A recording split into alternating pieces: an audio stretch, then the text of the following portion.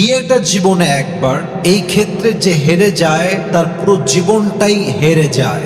ইমাম গাজ্জালী রহমতুল্লাহি আলাইহি লিখেছেন, যেই যুবক 4 ধরনের মেয়েকে বিয়ে করবে, অর্থাৎ এমন 4টা বাজে গুণ, যেই 4টা বাজে গুণের ভেতরে যদি কোনো একটা বাজে গুণ একজন নারীর মাঝে পাওয়া যায় এবং সেই নারী কোন পুরুষ যদি ভুলেও বিয়ে করে ফেলে, তার জীবনটা জাহান্নাম হতে পারে। এই জন্য আজকে এই 4টা বাজে গুণ আমরা জানবো, এবং আমরা যখন বিয়ে করব, যাদের বিয়ে হয় নাই, আমরা বেস্ট লেভেল থেকে ট্রাই করব এটা জাস্টিফাই করার জন্য যে এই মেয়েটার মাঝে এই বাজে গুণ আছে কিনা। কারণ বিয়েটা জীবনে একবার, এই ক্ষেত্রে যে হেরে যায় তার পুরো জীবনটাই হেরে যায়। আর এই ক্ষেত্রে যে জিতে যায়, যে সফল হয়ে যায়, তার পুরো জীবনটাই বরকতময় করে দেয় একজন। বলেন সবাই, তিনি কে? ফার্স্ট অফ অল একটা ছোট্ট বিষয় ক্লিয়ার করতে চাই যে এই 4টা বাজে গুণ আপনি বুঝবেন কেমন করে, এটা আমি আমার 4টা পয়েন্ট শেয়ার করে এন্ড অফ দ্য লেকচার, একদম আমার লেকচারের শেষে গিয়ে বলবো যে আপনি বুঝবেন কেমন করে যে এই মেয়েটার মাঝে এই 4টা বাজে গুণের ভেতরে একটা বাজে গুণ আছে কিনা। রাজি আছেন তো সবাই ইনশাআল্লাহ? প্রথম বাজে গুণ ইমাম গাজ্জালী রহমতুল্লাহি আলাইহি লিখেছেন, যেই মেয়ে আহেরা। আহেরা মানে হচ্ছে যেই মেয়ে অলওয়েজ রূপচর্চায় ব্যস্ত থাকে। দেখেন, নারীরাই রূপচর্চা করবে। রূপচর্চা করা, ফেস কেয়ার করা, ক্রিম মাখা, যত্ন নেওয়া, বিউটিনেসকে আরো সৌন্দর্য করার জন্য, আরো বেশি বাড়াবার জন্য যত্ন করা, it's not a fault, it's not a big issue. But এই ক্ষেত্রে ওভার সেন্সিটিভ হওয়া, ওভার কেয়ারিং হওয়া, যে অলওয়েজ রূপচর্চায় ব্যস্ত।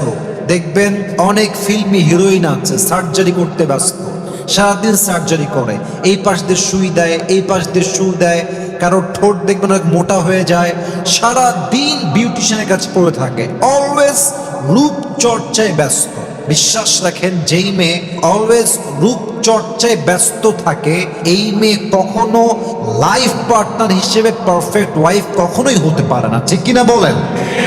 আমি কিন্তু আবারও বলছি, রূপচর্চা করা কোনো দোষণীয় ব্যাপার নয়, কিন্তু যে কোনো কাজে অতিরিক্ত করা, বাড়াবাড়ি করা, বেশি লিমিটকে ক্রস করা, দ্যাটস আ বিগ ফল্ট।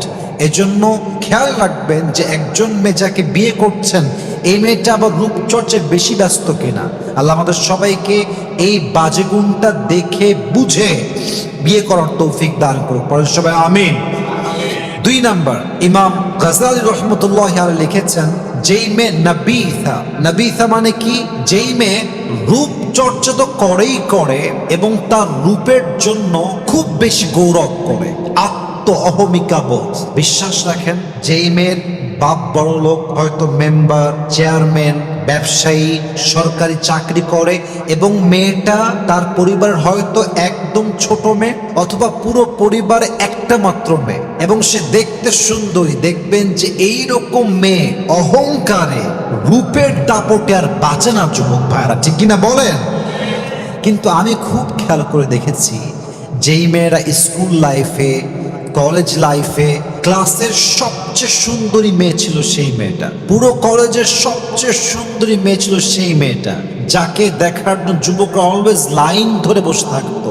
এইরকম বেশিরভাগ মেয়ে রূপ নিয়ে অহংকার করত, নিজেকে অনেক বড় মনে করত। এদের ফিউচার কি হয়? যেই মেয়েটা কলেজের সবার কাছে সুন্দরী মেয়ে ছিল, সেই মেয়েটা বিয়ের পরে তার স্বামীর কাছে সবচেয়ে অবহেলিত নারী হিসেবে গ্রহণযোগ্য হয়। ঠিক কিনা বলেন? তার কোনো দাম থাকে না, স্বামীর কাছে তার কোনো মান থাকে না। এটা আল্লাহ তাআলার ন্যাচার। আপনি অহংকার করবেন, আপনাকে আল্লাহ মাটির নিচে দাবাই দিবে। এই জন্য মেহেরবানি করে, যেই মেয়ে রূপ নিয়ে খুব অহংকার করে, তার রূপের যেই আগুন মানে জ্বলে তার ভেতরে, যে আমি কাউকে মানুষ মনে করি না, আমি হলাম সব সুন্দরী, এই অ্যাটিটিউড যেই মেয়ের মাঝে আছে, এই মেয়ে কখনো আপনাকে একজন সুখী পরিবারের নারী হিসেবে যে রোল প্লে করতে হয়, এই রোলটা প্লে করে দেখাতে পারবে। 3 নাম্বার, এমন মেয়ে যেই মেয়েটা মুত্তালিআ। মুত্তালিআ মানে কি? যেই মেয়েটা অলওয়েজ স্বামীকে প্রেশারাইজ করে, প্রেশার ক্রিয়েট করে। মনে করেন বাসায় আসছেন, রাত বাজে 12টা। আপনার বউ আনতে বলেছিল, কয়েকটা বাজারের লিস্ট দিয়েছিল। এখন আপনি 8টা লিস্ট দিয়েছেন, 6টা এনেছেন, 2টা মিস হয়ে গেছে। হ্যাঁ, তুমি কেন আনলা না? তুমি কোনো কাজের না, তোমার কোনো যোগ্যতা নাই। হ্যাঁ, তোমাকে যা বলে তার উল্টা করো, তোমাকে বিয়ে করে আমার জীবনটাই জাহান্নাম। প্রেশারাইজ করে, প্রেশার ক্রিয়েট করে। বিশ্বাস করেন, যেই মেয়ে মানুষকে প্রেশার রাখতে পছন্দ করে, চাপ প্রয়োগ করতে পছন্দ করে, এই মেয়ে আর যাই হোক একজন ভালো ওয়াইফ কখনোই হতে পারে না। ঠিক কিনা বলে? 4 নাম্বার, এমন মেয়ে যেই মেয়ে মুবারিয়া। মুবারিয়া মানে কি? এটা খুব ভালো করে বুঝবেন। This is my last point that I'm going to share with everyone. It's very important. কিছু মেয়েকে দেখলে বুঝবেন না তার বাহির একরকম, তার ভেতরটা কিন্তু আর এক রকম। স্বামীর সামনে আসলে মানে ভাজা মাছটা উল্টাই খাইতে পারে না। ছি ছি ছি, আস্তাগফিরুল্লাহ, আমি এটা জীবনেও করি নাই, এটা আমি বুঝি না। কি বললা তুমি? এটা জান, তুমি আমাকে এরকম মনে করতে পারো? ভাবটা এমন যেন she doesn't know anything about the world. She acts like that, যে আমি কিছুই বুঝি না, এই ভাজা মাছটাও উল্টাই খাইতে পারি না। বাট ডাল মে কুছ কালা তো জরুর হ্যাঁ। ভেতরে একরকম, বাহিরে আর এক রকম। স্বামী পড়ছে বিপদে, খুব কষ্টে আছে, অর্থনৈতিক অবস্থা খুবই খারাপ, মানুষ মিথ্যা ব্লেম দিচ্ছে, বিপদে পড়ছে, কষ্টে পড়ছে। স্বামীর সামনে এসে তুমি টেনশন করো না, আমি তোমার সাথে আছি, সবাই তোমার বিপক্ষে গেলে আমি তোমার পক্ষে থাকবো, আমি সারা জীবন তোমার পাশে আছি। স্বামীর সামনে বলো একরকম, বাহিরে গিয়ে রূপ চেঞ্জ হয়ে যায়। স্বামীকে বলে আমি তোমার পক্ষে আছি, আবার বাহিরে গিয়ে স্বামীর বিরুদ্ধেই সেই মেয়েটা ষড়যন্ত্র করে বেড়ায়। ঠিক কিনা বলেন? এরকম মেয়ে বিয়ে করা যাবে না। এখন প্রশ্ন হচ্ছে, হুজুর এই যে 4টা গুণ আপনি বললেন, 4টা গুণ তো এমন একটা গুণ যেই গুণটা বিয়ে না করলে সহজে আসলে প্রকাশিত হওয়ার সম্ভাবনা খুবই কম আসলে। সেই ক্ষেত্রে আমি বলবো, আপনি একটা মেয়ের পরিবার, তার বাবা, তার মা, তার কালচার, তার সোসাইটি, তার আপব্রিঙ্গিং, তার ব্রট আপ, তার বেড়ে ওঠা, তার ফ্রেন্ড সার্কেল, তার বাবার ইনকাম, তার মায়ের চরিত্র, তার খালার চরিত্র, তার ভাই কেমন, তার বড় বোন কেমন, ছোট বোন কেমন, এই ওভারঅল এই সব কিছু আপনি অবজার্ভ করলে বুঝবেন যে এই মেয়েটা আদৌ এই 4টা বাজেগুলোর মধ্যে পড়ে কি পড়ে না। ঠিক কিনা বলেন?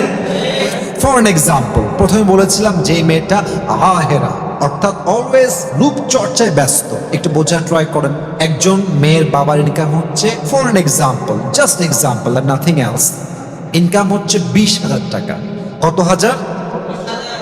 আর একবার, কয় হাজার?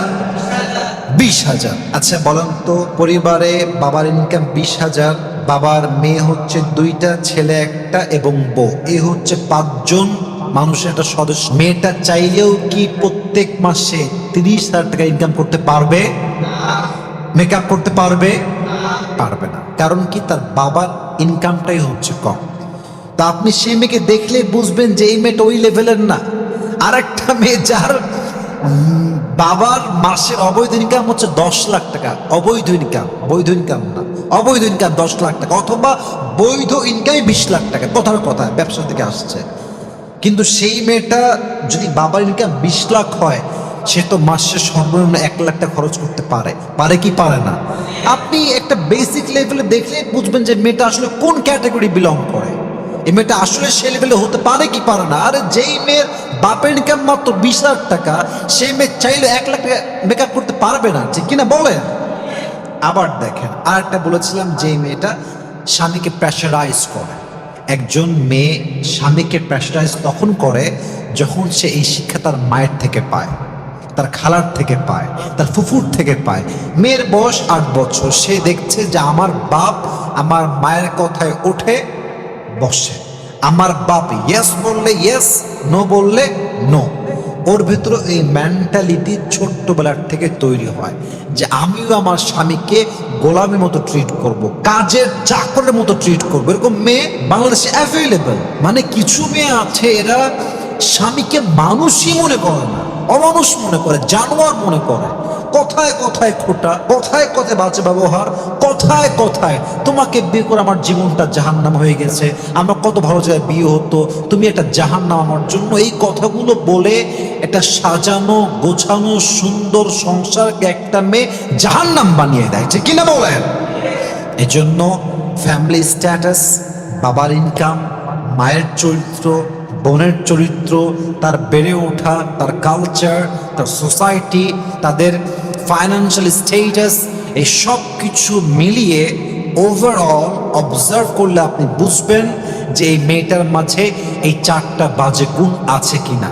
আল্লাহ আমাদের সবাইকে বিয়ের পূর্বে একজন মেয়েকে যথেষ্ট জাস্টিফাই করে বিয়ে করার তৌফিক দান করুক। আমরা সকলেই জবান খুলে পড়ছি আমিন। ওয়া আখির দাওয়ানা